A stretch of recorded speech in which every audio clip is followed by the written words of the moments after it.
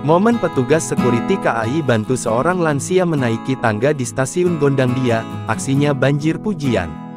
Tengah beredar momen yang memperlihatkan seorang petugas keamanan membantu seorang lansia menaiki tangga viral di media sosial.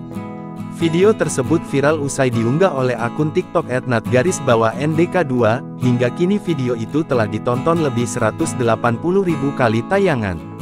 Dalam video tersebut, terlihat seorang petugas security KAI beratribut lengkap tengah membantu seorang wanita lansia yang kesulitan menaiki tangga. Petugas security tersebut tampak menuntun lansia tersebut dengan tangan kanannya. Sedangkan, di tangan kirinya terdapat barang bawaan milik wanita lansia tersebut. Perlahan, petugas security itu melangkah senada dengan langkah wanita lansia itu. Berdasarkan keterangan pengunggah, petugas security itu membantu wanita lansia dari awal pintu masuk hingga naik kereta. Sontak saja unggahan tersebut pun kini mengundang berbagai komentar. Banyak warganet yang berkomentar memberikan pujian terhadap petugas security KAI tersebut.